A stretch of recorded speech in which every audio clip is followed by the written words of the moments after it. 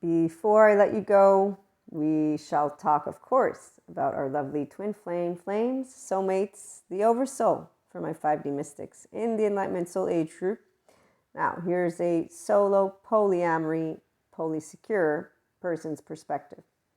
And it's going to be an interesting one because I've been dying of laughing right now. You know how our lovely intuitive world works. And I'm talking to my 5D mystics with Claire's in the Enlightenment Soul Age group, because you'll know, like when Sadhguru's like, oh, Akash nudges me every now and then. It's like, yeah, we all get these nudges, but sometimes they're like so funny. So I've been laughing for the past, let me fix my hair a little bit.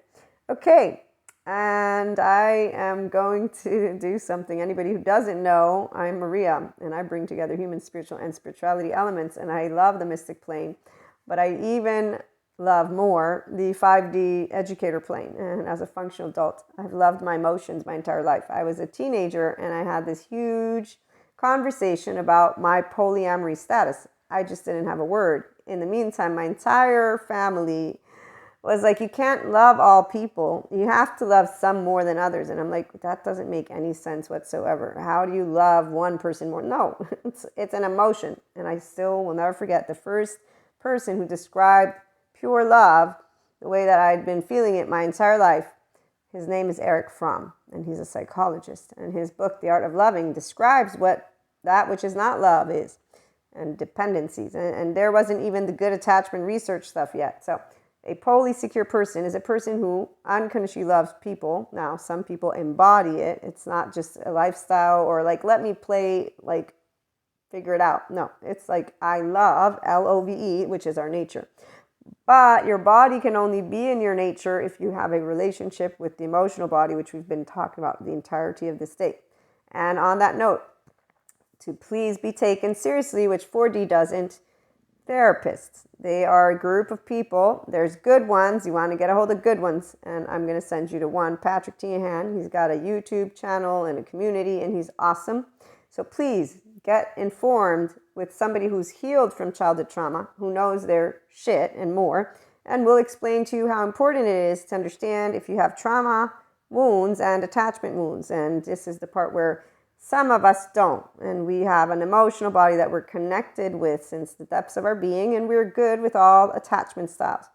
So when I was learning about fearful avoidant versus dismissive avoidant, I thought of a gazillion people that I know. When I was watching this other thing, I saw codependent type relationships. So the ones who, I will change you and be your superhero, the martyrs and or the superiors, and then the, no, I will take care of you and I will make sure everything's okay. And if you're not taken care of, I will feel guilty. This is a self-blame. Now, these are not funny in the sense of, oh, let me laugh about it. I'm not laughing. I do acknowledge from a equanimous stance that the therapists are out there to help people that should acknowledge, as thank you, Patrick Tiahan points out, that hurt people can do work. So I'm going to acknowledge I have a good relationship with my emotional body and I have secure attachment. I'm going to come at all of everything that I channel and talk about from that space. That's why it's a 5D collective. It's life-sensitive people, not ego-sensitive. Anybody who's still ego-sensitive, they can learn about maturing their emotional response for the average bear that uses movies to do stereotypes and generalizations. You know, I love when I present, I'm solo-poly, and oh, so I can fuck you. No, that's not what that means, but thank you for letting me explain. There's a difference between polyamory and polygamy, but also that's really not the approach you want. You might want to rethink that one for when you get somebody who doesn't have self-worth, the healthy type. I'm not superior or inferior to you. And oh, when you speak to me, your words don't mean anything except for words. Because I have a brain that works very equally, and I'm actually a person who has a great sense of humor. So when I see people use words, unlike Patrick Tiahan, when he presents, people can weaponize words. I was a teenager. I'm like, you're not really doing it right. And it's not a weapon. It's words. And you are not, I don't think you understand what you're saying. And I was told I was a smartass, so much of a smartass that people would say, if only I could punch you in the face, like my twin. And I'm like, yeah, you can't punch me in the face. Now, twin and sisters, we all know that. But what I'm saying is, when you have mental and emotional maturity, words don't sting. So that's why, again, I'm trying to describe a person who's secure attachment in their body. Like, that's really straightforward. I'm a healthy human being. And I've met a lot of people that are able to talk about health. Their ego is so sensitive, though, and they're so charged that apparently the movies make it look okay for them to start getting in that charge, and they're not aware of their body, but they do yoga. Yes, they do holistic practices. They even learn about trauma therapy. And yet when they're getting into the charged emotion, and this is the fascinating part, they don't notice that about themselves. So now I'm aware of what it means to be conscious. But a lot of people use that word, and I think they don't. So consciousness begins with you, like Sadhguru will have said. And most people, they do yoga and think, I am conscious of me. Once your emotions can be in equanimity, so somebody tells you something like what I described, and you can laugh, like for real inside. I still, in fact, the same person, I'm like, I need to meet up with you again, because I want to keep having conversations, because you give me the opportunity to actually become even more eloquent. See, our opportunity in our relationships, they're always fun. Let's get to our twin flames, shall we? When I see the saga of 4D land, they should look into trauma bonding, avoidant and anxious. Yes, there's a very good other attachment. She's a therapist, actually. Let me find her. That way I can send y'all to her in case you might want to look her up on TikTok. Really great video, very informative. Or it's a he. I'm sorry, maybe it's a he. Yeah, maybe it's a he.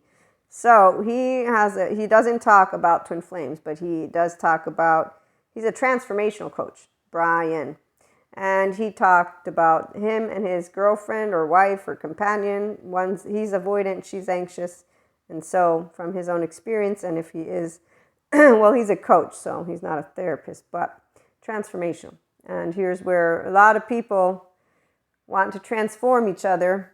There you go. Let's take care of each other versus understand it's a solo journey to achieve your own emotional and mental maturity, not by yourself, because trauma is relational. And so you do need intimacy. Thank you, Terry Real. And that's why monogamy is more popular, because it's easier to work with one person for people to get their actual insecure attachment, which, by the way, again, is a very serious deal. So this attachment system, every human being has it. But we also have what is called drive. As Daniel Siegel has presented, I took and am finishing up my interpersonal neurobiology course. I always forget the first part. And what I've learned is how our brain and attachment system, the embodied brain works, mind-brain relationships. And the part about the PDP, I think it is, personality, drive, something, that affects our character besides our attachment system. So like I've analyzed my own self. I really just have known it my entire life. Self-agency is my main number one drive, which is why the two people who get my tone are my mother and my twin, because don't tell me what to do. Other than that, I'm good. And that's where my 24 hours, so we get used to being told how we're selfish, but we're really not doing anything except for choosing how to spend our time. And here's safe haven, unconditionally loving yourself with flaws and imperfections, and then secure base. I know what I like to use in my brain in my 24 hours. I have things that I want to learn. I want to go have fun with the people I have fun with. So solo-poly, do you see? It's very straightforward why we are our main person. Twin flames don't change that. In fact, soulmates don't change that. Oversoul don't change. It's a playground of a bunch of people that all we do is stay open-hearted, because we don't actually shut down our emotional body. That's also why our 3-year-old, Krishna Lila, is there with us, and Shiva and Kali. So when somebody's like, we're like, don't, the shame, blame, fault, the revenge. Wow, that one's really interesting. It's very sad. It's heartbreaking. So the primary emotion will be sadness, not anger, because again, we're not insecure. We're like, I know what's happening and I'm very heartbroken by it, but an attachment wound and unresolved trauma is very serious business, and I'm not a therapist, and I'm not here to fix you. As Terry Real points out, partners aren't here to fix each other. That's what therapists are for, or people who know their own stuff and they bring it clear to the table and you talk about it, and there's many different ways solo-polys work with their relationships, and one of those ways is always with the unconditional love because of secure attachment, though, being your own safe haven, secure base. We talk all about emotion regulation skills and experiencing relationships minus the drama. In fact, there's an IHP community masterclass coming up. So stay tuned for that. 5D mystics, functional adults. I am woo-woo lady, pseudoscience. I will forget, fuck up things. So this is my style, though. Human, spiritual, and spirituality. Bringing it all together so you can be yourself from your lovely heart and do the inner growth mindset. Mindset is everything, and your emotions, you tend to them, and then we tend to each other. Tune in for more.